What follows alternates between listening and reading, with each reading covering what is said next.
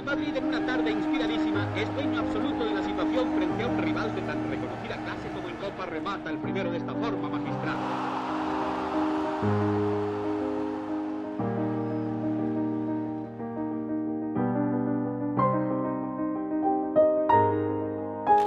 La explosión del fútbol brasileño en la década de los 50 llamó la atención de Santiago Bernabéu, que a partir de entonces echó el ojo al mercado de aquel país para tratar de fichar a los mejores y llevarlos al Real Madrid. Algunas operaciones se concretaron y otras muchas no tuvieron éxito pese a las ofertas y los múltiples intentos del máximo mandatario blanco. Además de Didi, Canario y Evaristo, que vistieron la zamarra madridista, nombres como Pelé, Garrincha, Rivelino o Zico estuvieron ligados al club merengue en varias ocasiones. En el Mundial de Suecia de 1958, la selección brasileña conquistaba su primera Copa del Mundo 8 años después del terrible maracanazo. En aquel equipo empezaba a destacar un joven Pelé de 17 años, pero el jugador desequilibrante e imparable era Manuel Francisco dos Santos, conocido como Garrincha, un extremo derecho indescifrable para los defensas. Nada más acabar la competición, en la prensa brasileña salieron los primeros rumores del interés de Bernabéu por el atacante. En O Jornal, en agosto de 1958, salió publicada una noticia que titulaba así: «Hay realmente interés del Real Madrid por Garrincha». Además, en el artículo se apuntaba la información de que Santiago Bernabéu había autorizado al empresario José da Gama para que iniciase las negociaciones de la compra del extremo. La oferta del Real Madrid era clara: 40 millones de cruceiros por el traspaso. El sueño aquel verano era reunir un ataque con Garrincha, Copa, Di Stéfano, Puskás y Gento. Sin embargo, Garrincha no estampó su firma con los blancos. Un año después, el gran puntero brasileño volvió a salir en las quinielas de las altas merengues, pero las enormes pretensiones de Botafogo, que exigía más de 6 millones de pesetas por el traspaso, dieron al traste con la operación. Santiago Bernabéu no se rindió y en 1962, tras el Mundial de Chile, volvió a hacer un último intento. Pero Botafogo reaccionó a este interés y el de la Juventus y renovó a Garrincha con unas condiciones económicas extraordinarias. Además, según publicó la prensa española, Didi aconsejó a Garrincha no fichar por el Real. En el verano de 1959, el francés Copa abandonó el club blanco para regresar al Stade de Reims. Una vacante quedaba en el ala diestra que Bernabéu quiso sustituir con un jugador brasileño. El primero por el que se interesó fue por Julinho, el extremo derecho del Palmeiras, al que ya se conocía de la final de la Copa de Europa de 1957, cuando vestía los colores viola de la Fiorentina. Sin embargo, el padre del jugador había fallecido recientemente y no quería abandonar su país dejando sola a su madre. Se esfumaba así la idea de José Samitier, miembro de la Secretaría Técnica, de juntar en una delantera a Julinho, Didi, Di Stéfano, Puskás y Gento. Por tanto, Bernabéu siguió buscando en Brasil y tras descartar de nuevo a Garrincha dio con Darcy Silveira, conocido como Canario. El extremo del América había sido internacional en 7 ocasiones con la selección y se concretó su fichaje tras un pago de 7,5 millones de cruceiros, según publicó Diario de Noticias en Brasil. Aquel mercado estival fue también el de la bomba del fichaje de Didi.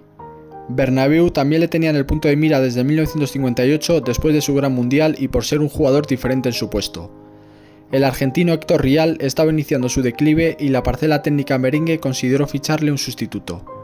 Didi era el hombre perfecto y después de un pago de $80,000 al Botafogo y un contrato de 2 años y de 2 millones de pesetas, 15.000 mensuales y una gratificación de 1 millón de cruceros por año para el jugador, se cerró la operación.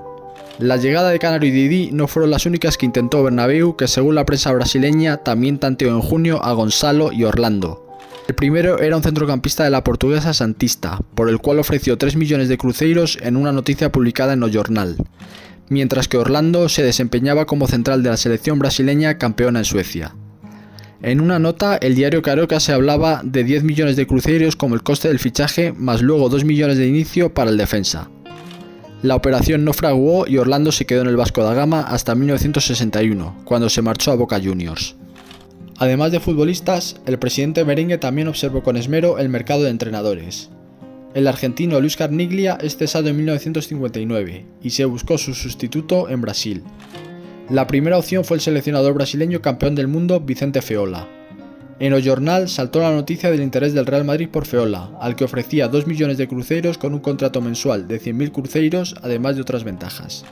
El propio técnico se dejó querer, al explicar que no había recibido una propuesta madridista, pero que si llegase, la estudiaría, porque le encantaría recibir una oferta de un club como el Real Madrid. Sin embargo, los caminos tornaron a la figura de Manuel Fleitas Solich, un técnico paraguayo que entrenaba a Flamengo y que tomó las riendas del equipo blanco en agosto.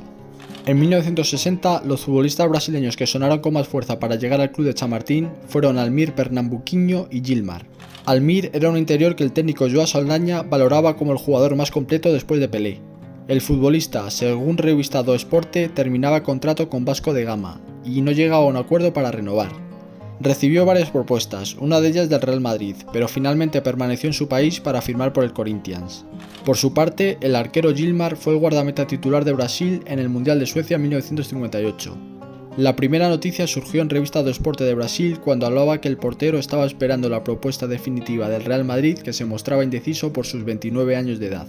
La prensa española se hizo eco de la noticia y aseguró que el club blanco no se lanzó a por el brasileño ya que contaba en nómina con grandes guardametas. El Mundial de Chile 62 consagró a un nuevo brasileño, Amarildo. El delantero tuvo su gran oportunidad con la lesión de Pelé. Le sustituyó con éxito y con 3 tantos, uno de ellos en la final, se convirtió en uno de los jugadores del torneo. Su gran papel no pasó desapercibido en el viejo continente, y Santiago Bernabéu también fue uno de los dirigentes que preguntó por su situación. Algunos medios españoles informaron en agosto que el atacante tenía suculentas ofertas de Italia, pero le gustaría jugar en España y esperaba una oferta madridista. Finalmente acabó en el Milan con un contrato multimillonario. El caso Pelé, por su parte, se alargó durante varias temporadas porque fue el gran sueño y la gran aspiración de Santiago Bernabéu. En orden cronológico, el interés surgió tras el Mundial de Suecia, y en la prensa brasileña ya se pudieron leer titulares en mayo de 1959 como Pelé, el sustituto de Di Stéfano en Jornal do Dia, o Pelé en la mira del Real Madrid en Revista do Esporte, indicando además que el astro vestiría de blanco en 1960. La cantidad que pedía el Santos por su fichaje era escandalosa, $640.000, unos 40 millones de pesetas. Un año después, en primavera, el diario da Noite hablaba de que la oferta merengue a Santos llegaría a los $100.000, algo más de 6 millones de pesetas, lo que convertiría a Pelé en el traspaso más caro de la historia de la entidad madridista. Sin embargo, desde España se apuntaba que en Brasil se daba por seguro una respuesta negativa. Antes de finalizar el año 1961, hubo unas declaraciones de Milos Terreicher, secretario técnico blanco, que apuntó que Pelé se convertiría en madridista después de la Copa Jules Rimet de Chile en 1962. Sin embargo, llegado ese año, Bernabéu tuvo que desistir de Pelé, tras una renovación de lujo del delantero por el Santos, donde cobraría 1 millón de cruceros al mes. El mandatario blanco lo explicó así en la prensa española. No tiene sentido soñar con Pelé, porque el Santos no lo venderá a ninguna parte del mundo. Eso solo sucedería si el club brasileño tuviera otro jugador igual que Pelé, lo cual es casi imposible.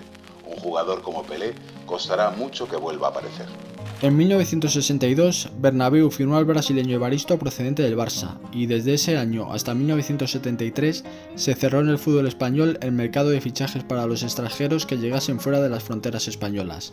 Esto supuso un parón en los objetivos de Bernabéu, que, sin embargo, regresó con fuerza tras la reapertura. El Mundial de 1974 en Alemania fue el escenario ideal del almanseño para ojear posibles refuerzos, y 2 brasileños sonaron en la prensa durante la competición, Jairzinho y Mário Pérez Mariño. Sin embargo, en un diario valenciano se recogieron unas declaraciones del presidente muy claras. No hay nada de nada. Pienso yo que es mucho dinero pagar por Jairzinho, de 30 años, de 50-70 millones de pesetas, aunque el fútbol sea un gran espectáculo. A partir de 1975 y sobre todo en 1976 aparecieron otros 3 nombres de estrellas de la verde amarela. Primero Rivelino, luego Edu y por último un jovencico. La primera noticia referida al campeón del mundo en México 70 fue en Jornal do Sports en septiembre de 1975, con el titular Rivelino, el fruto prohibido para el poderoso Real. Ya en el verano de 1976, el mismo periódico avanzaba que el entrenador blanco Miljan Miljanic había declarado en París que el Real Madrid estaba dispuesto a desembolsar $1,5 millones por el traspaso de Rivelino. Un mes más tarde, fue el presidente del Fluminense, Francisco Horta, el que habló, diciendo que ni 30 millones de cruceiros, ni mucho menos 16 millones de cruceiros, $1,5 millones. De esta forma, descartó la transferencia de su jugador a la capital de España. Edu, por su parte, era un extremo izquierdo que había sido convocado para el Mundial de Inglaterra con 16 años y 4 después fue campeón del mundo en México. Además, también estuvo presente en el Mundial de Alemania en 1974, actuando en el partido ante Zaire. El atacante militaba en el Santos y la prensa española llegó a especular con un viaje de Miljanic a Brasil para cerrar la operación con el brasileño, que firmaría por 2 años. Finalmente, la Secretaría Técnica descartó su fichaje y se decantó por el danés Jensen. Unimberbe Zico fue el último gran fichaje que quiso culminar Bernabéu antes de su fallecimiento. El alemán Netscher se iba en 1976 y se deseaba contratar a otra estrella para el equipo. En verano salió una noticia referida a una posible visita del secretario técnico Luis Moloni a Sudamérica para tratar el asunto Zico con el Flamengo. Sin embargo, el conjunto carioca pidió por el Pelé blanco unas cantidades astronómicas y las opciones de su fichaje se esfumaron. Además, Flamengo, según la prensa brasileña, iba a ofrecer una renovación al número 10 tras la Copa Atlántico con unas condiciones de $6.000 al mes. También corrió un insistente rumor que decía que el padre de Zico no había dejado salir a su hijo a jugar al extranjero.